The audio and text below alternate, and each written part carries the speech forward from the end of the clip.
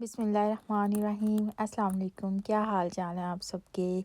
अभी आप जो देख रहे हैं ना, ये हैं लसूड़े और लंदन से ये मुझे फ़र्स्ट टाइम मिले थे। और यहाँ पर मैंने एक देसी शॉप पर पड़े हुए देखे, तो मैंने बहुत ज़्यादा तो नहीं लिए, क्योंकि प्रॉपर जो अचार है ना, वो हमारी अम्मियाँ और नानियाँ ये सब डाला करती थी।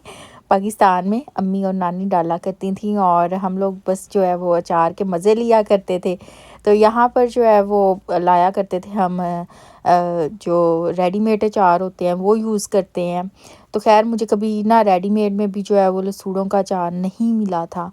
तो मैंने जब ये कच्चे लसूड़े थे जो मैंने देसी शॉप पर पड़े हुए देखे, तो फिर मैंने सोचा कि मैंने फ़र्स्ट टाइम बनाना है, तो फिर मैं थोड़े से लेके आई थी। तो ये इसका तरीका ये है कि इनको डंडियों के समेत इस तरह से बॉयल कर लिया जाता है। तो फिर मैंने रेसिपी जो थी वो अपनी सिस्टर इन लॉ से भी पूछी, अम्मी से भी पूछी।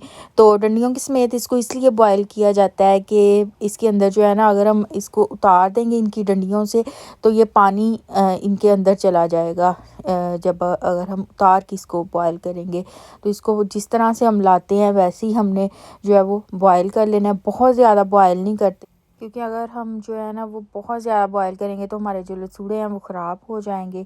और एक तरीका इसको बॉयल करके बनाने का था, एक तरीका ये था कि आप जस्ट इसको जो है सरसों के तेल में फ्राई कर लें, और फ्राई करने के बाद नमक मिर्च लगा के तो चार जो है इसका डाल लें।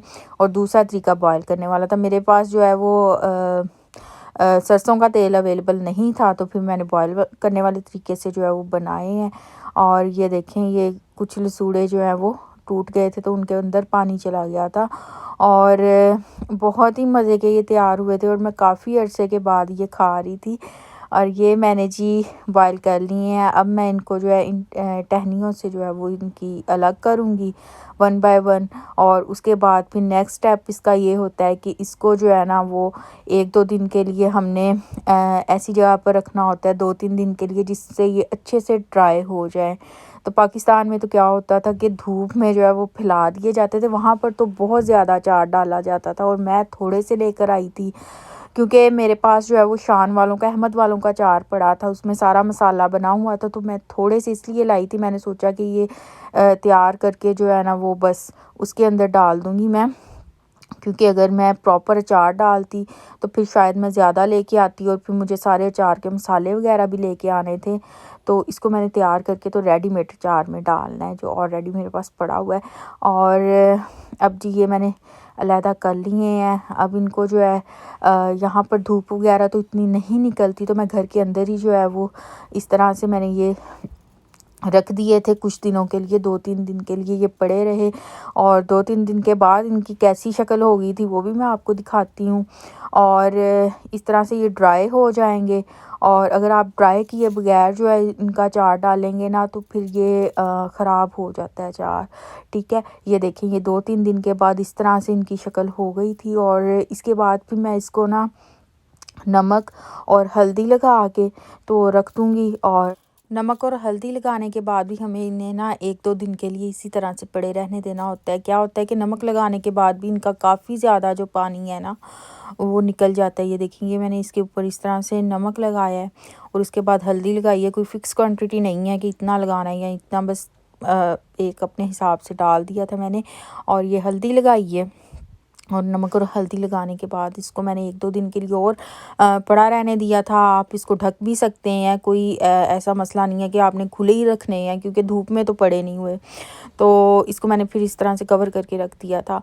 और इसको 1-2 दिन के बाद इसकी क्या कंडीशन थी वो मैं आपको दिखाती हूँ। तो ये फिर इस तरह से रखने के बाद जो है ना, ये काफ़ी ज़्यादा पानी जो है वो छोड़ेंगे। ये देखें, ये मैंने अपना 2 दिन के बाद जो वीडियो बनाई थी वो मैं आपको दिखा रही हूँ। ये जिस प्लेट में मैंने इसको नमक और हल्दी लगाई थी, इसमें इसने काफ़ी पानी दोबारा छोड़ा। अब मैं इसको सेपरेट कर रही हूँ, एक सेपरेट प्लेट में मैंने निकाल लिया है और पानी वाली प्लेट से।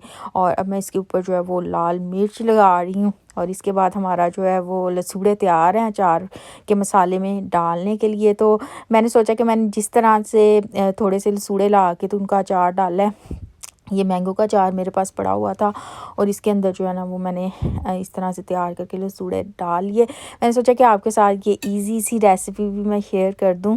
और ये फिर इसके अंदर ऐड करने के बाद ना इसको अच्छे से मिक्स करना होता है। और एक और चीज़ कि जब हम जो है ना मसाले में ये तैयार किया हुआ अचार डालते हैं ना, जैसे ये नमक मिर्च मैंने इसको लगा के तो इसके अंदर डाला है, तो ये प्रॉपर तेल के अंदर डूबा होना चाहिए। अगर आपका अचार जो है वो तेल के अंदर डूबा नहीं होगा ना तो वो ख़राब हो जाएगा। तो ये इस तरह से सारे मैंने इसके अंदर ऐड करने के बाद इसे अच्छे से मिक्स किया था। मिक्स करने के बाद मैंने थोड़ा सा इसको प्रेस कर दिया था। तो प्रेस करने से ये हुआ था कि सारा अचार नीचे चला गया था और ऑयल जो है वो ऊपर आ गया था। मतलब कि मेरा जो अचार था ना वो प्रॉपर ऑयल में डूबा हुआ था, वो अब ख़राब नहीं होगा। और 2-3 दिन के बाद ये देखेंगे मैंने जब प्रेस किया था इसको तो ये ऑयल ऊपर आ गया, अचार नीचे आ गया। आपका अचार जो है वो ऑयल में डूबा होगा तो कभी भी ख़राब नहीं होगा, ठीक है। और बहुत ही मज़े के तैयार हुए थे। और कुछ लसूड़े जो हैं वो मैं तैयार होने से पहले कच्ची ही खा गई थी रोटी पे रख के। तो ये तैयार होने के बाद इसकी फ़ाइनल लुक दिखा रही हूँ। और उम्मीद करती हूँ आपको मेरी आज की वीडियो पसंद आई होगी। इंशाल्लाह ताला अब आपसे नेक्स्ट वीडियो में मुलाकात होगी। तब तक के लिए अपना बहुत ज़्यादा ख्याल रखें और मुझे भी दुआओं में ज़रूर याद रखिएगा। खुश रहें, हमेशा सबको खुश रखें, सबके लिए बहुत सारी आसानियाँ पैदा करें ताकि अल्लाह पाक भी आप सबके लिए बहुत सारी आसानियाँ पैदा करें। इंशाल्लाह ताला नेक्स्ट वीडियो में मिलते हैं। फ़ी अमान अल्लाह। अल्लाह हाफ़िज़।